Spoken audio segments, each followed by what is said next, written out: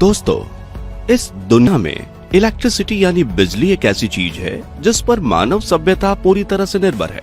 लेकिन क्या आप जानते हैं कि घर में एक स्विच ऑन करके लाइट, पंखे, एसी और फ्रिज जैसी इलेक्ट्रिक उपकरण चालू करना जितना आसान है, इस बिजली को बनाना उतना ही ज्यादा मुश्किल।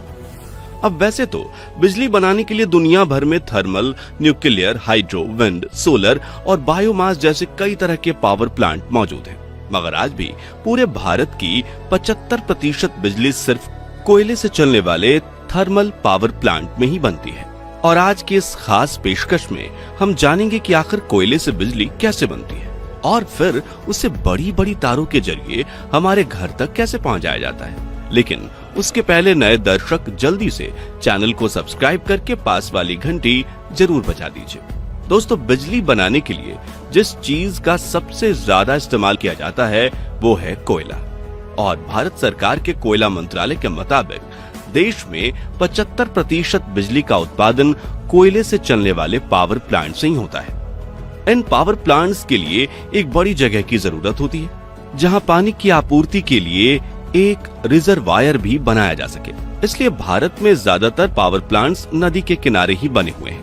ये प्लांट्स आमतौर पर 2 से 3 किलोमीटर के एरिया में फैले रहते हैं, जिनका आधे से ज्यादा हिस्सा कोयले ही घेर लेते हैं।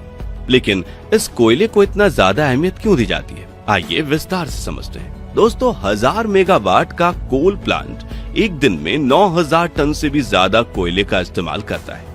यानी कि अगर एक मालगाड़ी में 100 टन कोयले के 90 डब्बे हैं तो उस पूरी मालगाड़ी का इस्तेमाल एक ही दिन में हो जाएगा। यानी कि एक साल के लिए कोयले से भरी 365 ट्रेन की जरूरत होगी। वहीं बड़े पावर प्लांट के लिए इससे भी ज्यादा कोयले की जरूरत पड़ती है। अब बिजली बनाने के लिए बॉयलर से लेकर टरबाइन और जनरेटर तक कई बड़े बड़े उपकरणों को चलाने की जरूरत पड़ती है, जिन्हें चालू करने में ही कई घंटे लग जाते हैं। ऐसे में कोयले से चलने वाला पावर प्लांट 24 घंटे काम करता रहे तो ही सस्ते में बिजली बन सकती है।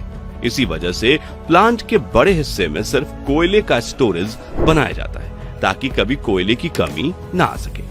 भारत में ज्यादातर पावर प्लांट में करीब 1.5 मिलियन टन कोयला एक साथ स्टोर करके रखा जाता है, जो प्लांट कैपेसिटी के मुताबिक 40 से 60 दिनों की बिजली उत्पादन के लिए जरूरी होता है।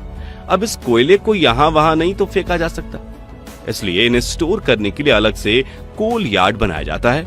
जब मालगाड़ियां पावर प्लांट्स के बेशकीमती खजाने यानी कोयले को लेकर प्लांट में पहुंचती हैं, तो एक एक करके सभी डब्बे को अलग किया जाता है और पानी के फव्वारों के नीचे से गुजारा जाता है, जिससे कोयला थोड़ा गीला हो जाता है ताकि जब आगे डिब्बों को पलटने की बारी आए तो डस्ट ना उड़े। इसे प्री वेटिंग प्रक्रिया के नाम से भी जाना जाता है। यहाँ बता दें कि डस्ट ना उड़े, इसी वजह से प्लांट में स्टोर हुए कोयले को रोजाना भिगोया जाता है। खैर, अब गीले कोयले वाले उन सभी डिब्बों को बारी बारी से एक निर्धारित जगह पर लाया जाता है, जहाँ एक मशीन उन्हें उठाकर पूरा ही पलट देती है, जिससे उन डब्बों का सारा कोयला कोल यार्ड में नीचे लगातार घूम रहे कन्वेयर बेल्ट पर गिरता रहता है, जो इन्हें आगे ले जाकर स्टोरेज में पटक देते हैं। रेलगाड़ियों के डब्बों को खाली करने वाली इस मशीन को वैगन टिपलर के नाम से जाना जाता है। अब इस कोयले को फिर से कन्वेयर बेल्ट की मदद से जरूरत के अनुसार बाउल मशीन में भेजा जाता है, जो इन छोटे मोटे पत्थरों के रूप में एक दूसरे से चिपके कोयले को क्रश करके पाउडर का रूप दे देती है। जी हाँ, ये वही चारकोल पाउडर होता है जो बड़ी बड़ी कंपनियां साफ सूफ करके मार्केट में ब्यूटी प्रोडक्ट्स के रूप में बेचती हैं। कोयले को पाउडर में बदलने से इनका सरफेस एरिया बढ़ जाता है, अशुद्धियां अलग करने में सहायता मिलती है और पाउडर फॉर्म में ये ज्यादा अच्छे से जल पाता है। इसके बाद इस ब्लैक पाउडर को कन्वेयर बेल्ट के जरिए ही विशालकाय बॉयलर में भेजा जाता है, जहां ये कोयला तुरंत आग पकड़ लेता है। अब पूरी तरह से जलने के बाद कोयले की जो भारी राख होती है वो नीचे गिर जाती है, जिसे बॉटम ऐश के नाम से जाना जाता है, जिसे कन्वेयर बेल्ट की मदद से ट्रांसपोर्ट करके किसी खाली जगह पर रखा जाता है ताकि बाद में इत्मीनान से इसका निकाल कर यूज किया जा सके। वहीं जो हल्की राख होती है वो ऊपर उठती है। इस राख को फ्लाई ऐश कहा जाता है और इसे चिमनी के जरिए फिल्टर करके वातावरण में छोड़ दिया जाता है। इस तरह पावर प्लांट में सबसे अहम भूमिका निभाने वाले कोयले का काम खत्म हो जाता है, लेकिन अब भी बिजली बनाने का 50% काम बाकी है। अब कोयला जलने की वजह से जो आग बनी थी वो बॉयलर से होते हुए उस सेक्शन में पहुंच जाती है जहां काफी ज्यादा वाटर ट्यूब्स होती हैं जिनमें पानी भरा रहता है। ये सभी ट्यूब्स हीट करके पानी को स्टीम यानी भाप में बदल देती हैं। अब जब ये स्टीम सुपर हीट हो जाती है तो पाइप का आगे वाला हिस्सा खोल दिया जाता है, जिससे स्टीम उन्हीं पाइप से ट्रेवल करते हुए आगे पहुंचती है। यहाँ गौर करने वाली बात यह है कि स्टीम और आग के साथ डील करने वाले इन पाइप के अंदर और बाहर दोनों तरफ इंसुलेशन की लेयर लगी होती है ताकि भाप का तापमान ट्रेवल करते वक्त घट न जाए। दोस्तों, अब हम भाप को लेकर पावर प्लांट के उस हिस्से में पहुंचे जिसके बिना बिजली बनाना नामुमकिन है। जहां हम बात कर रहे हैं टरबाइन की, जो पाइप से निकली स्टीम यानी हाई प्रेशर वेपर की मार खाते हुए तेजी से घूमने लगती है। इस दौरान टरबाइन की ब्लेड भाप की ऊष्मा और दबाव को अपने ऊपर ले लेती है, जिससे धीरे धीरे स्टीम ठंडी होने लगती है। इसी वजह से स्टीम के कांटेक्ट में आने वाला टरबाइन का पहला भाग हाई प्रेशर टरबाइन के नाम से जाना जाता है और जो हिस्सा सबसे आखिरी में स्टीम के कांटेक्ट में आता है उसे लो प्रेशर टरबाइन कहा जाता है। अब टरबाइन के घूमने की वजह से एक हाई मैकेनिकल एनर्जी जनरेट होती है, जिसे तुरंत एक बड़े जनरेटर में भेजा जाता है और इसी मैकेनिकल पावर की वजह से उस जनरेटर की मैग्नेटिक फील्ड डिस्टर्ब हो जाती है और उनमें इलेक्ट्रिसिटी जनरेट होने लगती है।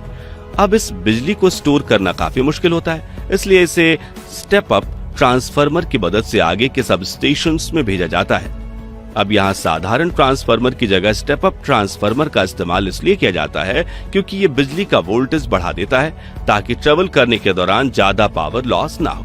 ये ट्रांसफार्मर बिजली की जरूरत के हिसाब से 7200 से लेकर 3,45,000 वोल्ट की एक्स्ट्रा हाई वोल्टेज के साथ सप्लाई कर सकते हैं।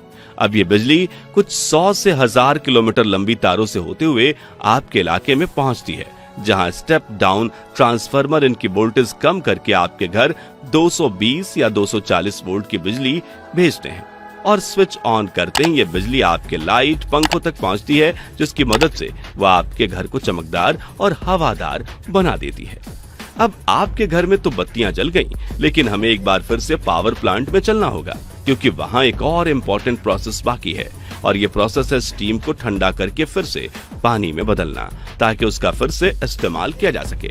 इसके लिए प्लांट की कैपेसिटी के मुताबिक 1 से लेकर 10 कूलिंग टावर हो सकते हैं। तो टरबाइन में अपना काम पूरा करके ये स्टीम पाइप से ट्रेवल करके इन बड़े बड़े कूलिंग टावर्स में पहुंचती है, जहां ये स्टीम ठंडी हवा के कांटेक्ट में आती है जो इसे ठंडा करके पानी में बदलती है और खुद इस हीट को लेकर टावर के ऊपरी सिरे से वातावरण में मिल जाती है। बता दें कि कूलिंग टावर से निकल रही गर्म हवा में कोई केमिकल या अशुद्धियां नहीं होती। इस तरह कोयले से बिजली बनने की प्रक्रिया खत्म होती है। हालांकि यह प्रोसेस सुनने में जितना आसान है, असल में उतना ही मुश्किल है क्योंकि बॉयलर में जलती हुई आग से लेकर सुपर हीट स्टीम को संभालना काफी बड़ा चैलेंज है और यहाँ एक छोटी सी गलती भी पूरे पावर प्लांट को तबाह कर सकती है। तो दोस्तों, आज के लिए बस इतना ही। अब आप कमेंट्स में बताइए कि आप हर महीने बिजली पर कितने पैसे खर्च करते हैं। वीडियो अच्छा लगा हो तो इसे लाइक और शेयर कर दीजिए और ऐसे ही इंफॉर्मेटिव वीडियोस देखते रहने के लिए चैनल को सब्सक्राइब करके पास वाली घंटी जरूर बजा दीजिएगा। धन्यवाद।